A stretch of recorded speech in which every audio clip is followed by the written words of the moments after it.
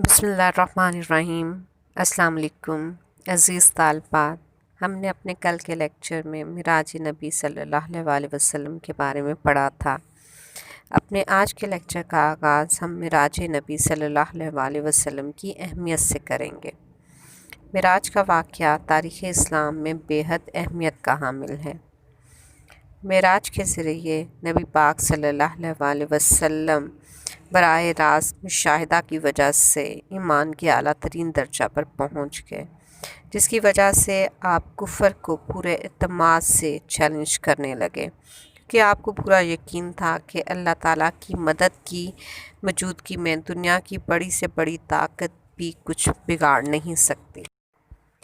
معراج نبی صلی اللہ علیہ وسلم کے ذریعے اخلاقی برائیوں کے برے انجام کا مشاہدہ کروایا گیا تاکہ مستقبل میں قائم ہونے والے اسلامی معاشرے کی اخلاقی اقدار متعین کی جا سکے۔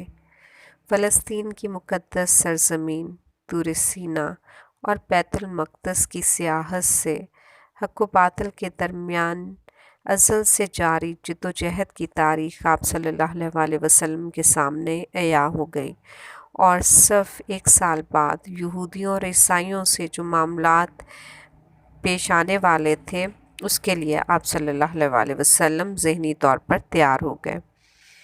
معراج کے سفر کے دوران آپ کو یثرب کا بھی مشاہدہ کروایا گیا اور ہجرت کی دعا بھی سکھائی گئی تاکہ آپ ایک دوسرے مرکز سے اپنے تبلیغ دین کے مشن کو آگے بڑھا سکیں۔ معراج نبی صلی اللہ علیہ وسلم کے حوالے سے سورت بنی اسرائیل نازل ہوئی، اور اس میں اسلام کے معاشرتی، معاشی اور قانونی نظام کے اہم اصول مدون ہوئے، مثلاً والدین کے حقوق کی تلقین، بخل اور فضول خرچی کی ممانعت، قتل اور زنا کی مذمت، جان بوجھ کر کیے جانے والے قتل اور انتقام کی غلط رسموں کی پر پابندی، یتیموں کے حقوق کی حفاظت، وعدوں اور قسموں کی حفاظت اور ناپ تول درست رکھنے کی ہدایات وغیرہ اس میں شامل ہیں۔ سورت بقرہ کی آخری دو آیات میں ایسی جامع دعا سکھائی گئی جو مغفرت اور اللہ تعالیٰ کی مدد اور نصرت کا باعث ہے۔ اس کے علاوہ نماز کی فرضیت سے، نماز کے فرض ہونے سے خدا اور بندے کے درمیان تعلق کو مستقل اور مضبوط بنا دیا گیا۔ پچھلی صدی میں جب سائنسی ترقی سے دنیا چکا چوندھ ہو گئی تو مسلمانوں میں سے بعض لوگوں نے معذرت خواہ طرز عمل اختیار کرتے ہوئے یہ ثابت کرنے کی کوشش کی کہ معراج محض ایک خواب تھا۔ لیکن آج کے دور میں انسان نے جو کارنامے سر انجام دیے ہیں، ان کی طرف دیکھ کر آسانی سے سمجھا جا سکتا ہے کہ فضائی راکٹ کے ذریعے اجرام فلکی پر پہنچنے والے انسان کے خالق، جس نے پوری کائنات تخلیق کی ہے، اس کے لیے اپنے پیارے پیغمبر صلی اللہ علیہ وسلم کو زمین اور آسمان کی سیر کروانا کچھ مشکل نہیں تھا۔ یثرب میں اسلام کی اشاعت اور ہجرت کے لیے سازگار ماحول۔ یثرب مکہ کے شمال میں واقع تھا، جہاں قحطانی نسل کے دو قبائل بنو اوس اور بنو خزرج آباد تھے۔ ان دونوں قبائل کے درمیان اکثر جنگیں ہوتی رہتی تھیں۔ ان دونوں قحطانی قبائل کے علاوہ وہاں بہت سے یہودی قبائل بھی آباد تھے۔ ہمارے پیارے نبی حضرت محمد صلی اللہ علیہ وسلم نے جب یثرب کی طرف ہجرت کی تو یہ شہر مدینہ النبی کہلایا۔ یثرب میں سب سے پہلے بنو اوس کے ایک شاعر سوید بن صامت نے اسلام قبول کیا، لیکن وہ جلد ہی بنو خزرج کے ہاتھوں قتل ہو گیا۔ بنو اوس اور بنو خزرج کے درمیان بؤاس نامی لڑائی ہونے والی تھی، اور اس کی تیاری کے لیے بنو اوس کا ایک وفد قریش سے مدد طلب کرنے آیا۔ تو ایک موقع پا کر حضرت محمد صلی اللہ علیہ وسلم نے اس وفد کو اسلام کی دعوت دی۔ اس وقت میں سے ایک شخص ایاس بن معاذ نے اپنے ساتھیوں سے کہا کہ یہ تمہارے لیے اس سے بہتر ہے جو تم لینے آئے ہو، لیکن اس کے ساتھیوں نے اس کی بات پر توجہ نہ دی۔ واپسی کے تھوڑے عرصہ بعد اس شخص کی وفات ہو گئی، لیکن وفات کے وقت اس کے منہ سے اللہ تعالیٰ کی حمد و ثنا کے کلمات جاری تھے۔ بیعت عقبہ اولیٰ۔ 11 نبوی میں حج کے موقع پر حضرت محمد صلی اللہ علیہ وآلہ وسلم کی ملاقات یثرب کے 6 باشندوں سے ہوئی اور آپ نے انہیں کلام الہی سنایا۔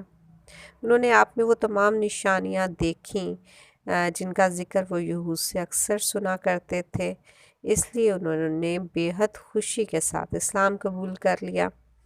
اگلے سال 12 نبوی میں 12 آدمی یثرب سے حج کے موقع پر آئے اور انہوں نے حضرت محمد صلی اللہ علیہ وآلہ وسلم کے ہاتھ پر عقبہ کے مقام پر بیعت کی۔ اس واقعہ کو تاریخ اسلام میں بیعت عقبہ اولیٰ کہا جاتا ہے۔ حضرت محمد صلی اللہ علیہ وآلہ وسلم نے ان سے 5 باتوں کی بیعت لی کہ وہ صرف خدائے واحد کی عبادت کریں گے، وہ چوری اور زناکاری سے باز رہیں گے، وہ اپنی اولاد یعنی لڑکیوں کو قتل نہیں کریں گے، جھوٹی تہمت اور غیبت سے باز رہیں گے اور اللہ کے نبی صلی اللہ علیہ وآلہ وسلم کی اطاعت کریں گے۔ مدینہ میں اشاعت اسلام۔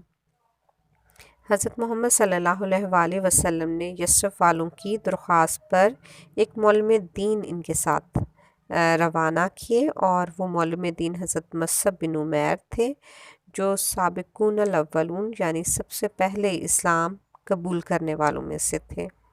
انہوں نے اشاعت اسلام کے لیے یثرب میں بے حد محنت کی اور ان کی کوششوں سے یثرب کے تقریباً تمام قبائل میں اسلام پھیل گیا۔ اسلام قبول کرنے والوں میں بنو اوس کے سردار سعد بن معاذ اور اسید بن حضیر بھی شامل تھے، جس کی وجہ سے بنو اوس کی اکثریت نے اسلام قبول کر لیا۔ بیعت عقبہ ثانی۔ 13 نبوی میں یثرب سے 75 لوگوں کا ایک وفد جس میں 73 مرد اور 2 عورتیں شامل تھیں، حضرت محمد صلی اللہ علیہ وآلہ وسلم کی خدمت میں حاضر ہوا اور اسلام کی بیعت کی۔ اس واقعہ کو تاریخ اسلام میں بیعت عقبہ ثانی کہا جاتا ہے۔ اہل یثرب کے اس وفد نے آپ صلی اللہ علیہ وآلہ وسلم کو یثرب آنے کی دعوت دی۔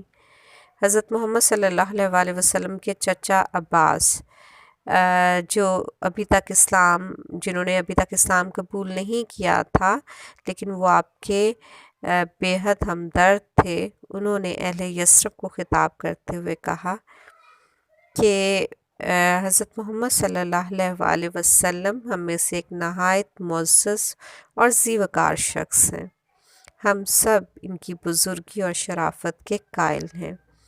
اب تک ہم نے ان کے دشمنوں اور مخالفوں سے ان کی حفاظت کی ہے۔ بنو ہاشم میں سے جن لوگوں نے ان کے پیش کردہ مذہب کو قبول کر لیا ہے، انہوں نے عقیدت کے لحاظ سے، اور جنہوں نے ان کی دعوت کو قبول نہیں کیا انہوں نے خاندانی تعلق کا خیال کرتے ہوئے ان کا ساتھ دیا اور ان کی حفاظت کی۔